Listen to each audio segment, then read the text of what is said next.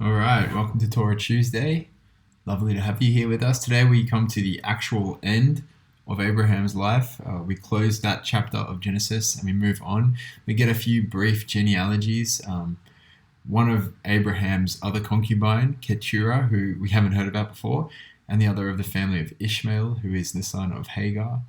Um, uh, Something to notice, they get a couple of paragraphs in the kind of margin of the story, but obviously the key story is following the family of Isaac, who, yeah, the story obviously is following this family over the other. We get the account of the birth of Isaac's twin sons in great detail, which is a stark difference compared to the long list of Ishmael's children and the children of Abraham's concubine, Keturah. Obviously, they are less important in the story because we're following the line of Abraham, Isaac, Jacob, the 12 tribes of Israel.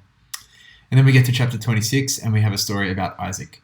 Now, it is interesting to note that while Isaac is one of the patriarchs, the story doesn't hover on his life for very long. Abraham gets a solid 13 chapters devoted to him, where most of the narrative is about him and his wife. And then chapters 26 to 37, most of the narrative is devoted to Jacob. But Isaac, he only gets a couple of stories in the middle. I don't really know why that is. Maybe he lived a less interesting life than Abraham and Jacob. But there is some things that we can say about Isaac, because those chapters, the stories that we have about him, they do confirm a few things. Isaac carries the same blessing that Abraham had. A blessing from God that was confirmed in wealth and being blessed by other nations. We see that in chapter 26. But we also see that Isaac is flawed in the same way that his father was. Notice that Isaac makes the same mistake of saying to a foreign king that his wife is his sister, the same thing that Abraham did twice foolishly. We see Isaac making the same mistake. But today, I want to focus on the birth story about Jacob and Esau. This is like one of my favorite stories. The Jacob story altogether is just like one of the most profound stories to me. But let's get stuck into it. So Isaac is 40 years old when he marries Rebekah, the beautiful wife that he found, well, his servant found for him in Padan Aram. And she is barren, unable to have children. And so Isaac prays for her to have children, and she becomes pregnant with twins. Now, we find this out later on in the story, after the sons are born. When the sons are born, Isaac is 60 years old. So he prayed for 20 long years for her to have children. Already we start to see echoes of the Abraham and Sarah story in this new family. Barren, waiting, just waiting for children, but waiting faithfully, because how does he wait? He waits in prayer.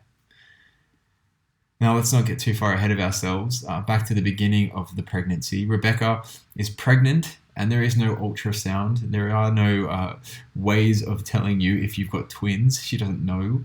And she gets really nervous when her pregnant belly starts to wrestle with itself.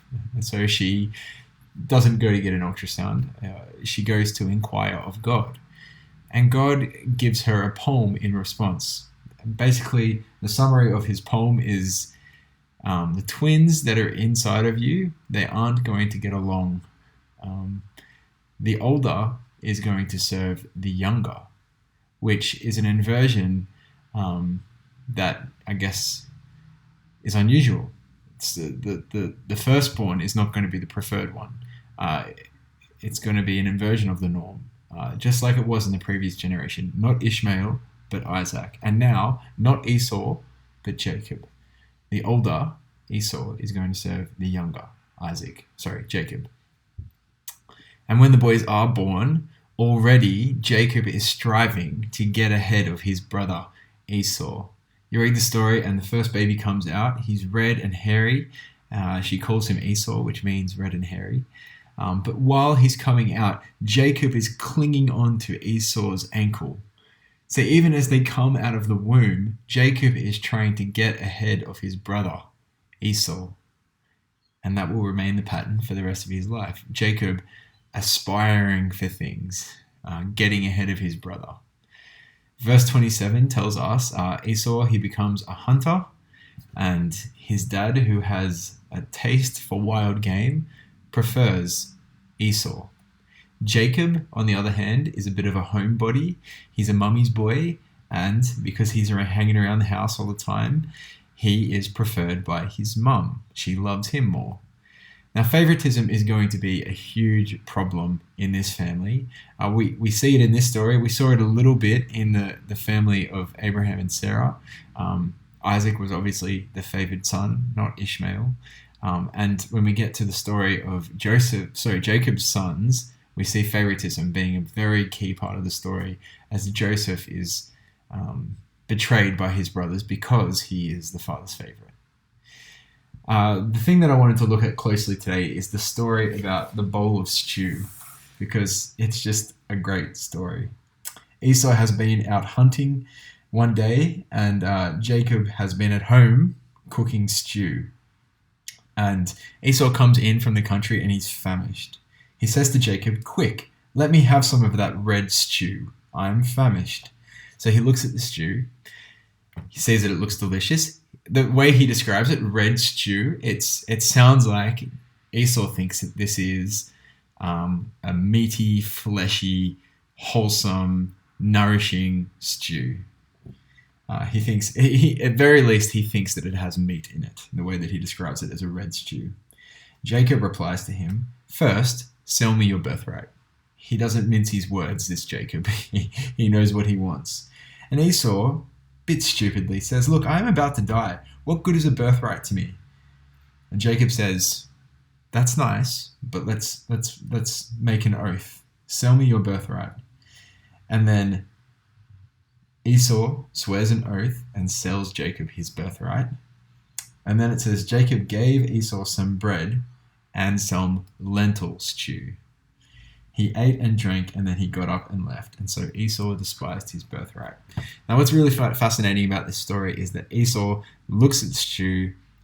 He must have it. He thinks that it's going to be the thing that satisfies him. He'll give up anything for it. So he gives up his birthright, which is incredibly valuable to him. And by giving it up to Jacob, he takes the stew and he eats it. And only upon eating it does he realize it's not meaty stew. It's actually lentil stew. And it's not even dense enough that he can eat it by itself. He has to eat it with bread. And so the story, there's this subtle intonation in the story that he thought it was going to be everything that he wanted, and he wandered away realizing that he had traded his birthright for a bowl of lentil stew that was not nearly as good as he thought it was going to be. And to put my preacher hat on for a moment, it is so true that we often give in to the temptations of this world, thinking that they are going to give us everything that we want, only to realize that they are a much less satisfying version than what God has already promised us.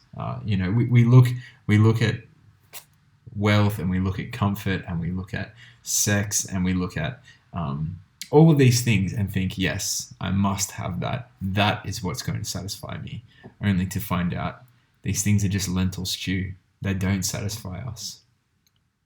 So let us not give up our birthright that we have through the Son of Jesus by looking to these things.